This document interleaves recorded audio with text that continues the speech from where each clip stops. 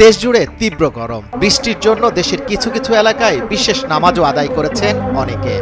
আর এর ফলে রাজধানী সহ দেশের বিভিন্ন স্থানে স্বস্তির বৃষ্টিতে শান্তির পরশের দেখা মিলে।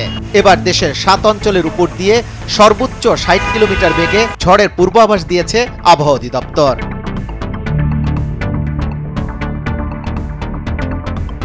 কক্সবাজার, সিলেট সহ 7 অঞ্চলের উপর দিয়ে ঘন্টায় সর্বোচ্চ 60 কিলোমিটার বেগে ঝড়ের পূর্বাভাস দিয়েছে আবহাওয়া অধিদপ্তর। এইসব এলাকার নদীবন্দরকে 1 নম্বর সতর্ক সংকেত দেখাতে বলা হয়েছে।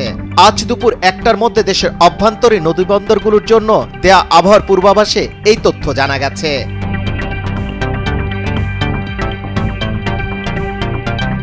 আবহাওয়াবিদ ওমর ফারুক এক বিজ্ঞপ্তিতে জানিয়েছেন, ময়মনসিংহ, কুমিল্লা, বরিশাল, নোয়াখালী, চট্টগ্রাম, কক্সবাজার ও সিলেট অঞ্চলের উপর দিয়ে পশ্চিম অথবা উত্তর পশ্চিম দিক থেকে ঘন্টায় 45 থেকে 60 কিলোমিটার বেগে বৃষ্টি অথবা বৃষ্টিসহ অস্থায়ীভাবে দমকা অথবা ঝোড়ো হাওয়া বয়ে যেতে পারে।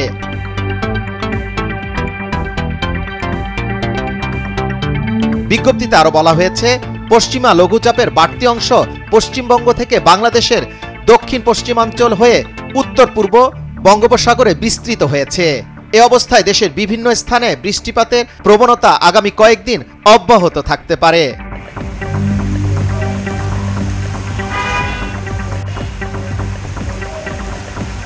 গতকাল 4 মে যশোরে দেশের সর্বোচ্চ 41.8 ডিগ্রি সেলসিয়াস তাপমাত্রা রেকর্ড করেছে আবহাওয়া অফিস। এই দিন দেশের সর্বনিম্ন 16.1 ডিগ্রি সেলসিয়াস তাপমাত্রা রেকর্ড করা হয় পঞ্চগড়ের তেঁতুলিয়ায়। এছাড়া ঢাকায় সর্বোচ্চ 38.1 এবং সর্বনিম্ন 25 ডিগ্রি সেলসিয়াস তাপমাত্রা রেকর্ড করা হয়। আবহাওয়া অফিস বলছে, আজকে দিনের ও রাতের তাপমাত্রা অপরিবর্তিত থাকতে পারে। আগামীকাল 5 মে দিনের তাপমাত্রা সামান্য বাড়তে পারে, তবে 6 মে দিনের তাপমাত্রা 1 থেকে 2 ডিগ্রি সেলসিয়াস কমে যেতে পারে।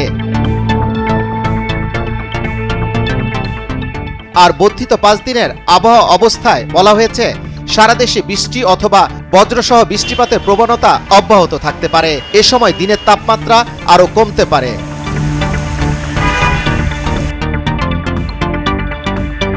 দেশের পশ্চিম ও মধ্যাঞ্চলে বিরাজমান তাপপ্রবাহ অব্যাহত থাকতে পারে। সারা দেশে দিনের তাপমাত্রা সামান্য বৃদ্ধি পেতে পারে এবং রাতের তাপমাত্রা প্রায় অপরিবর্তিত থাকতে পারে।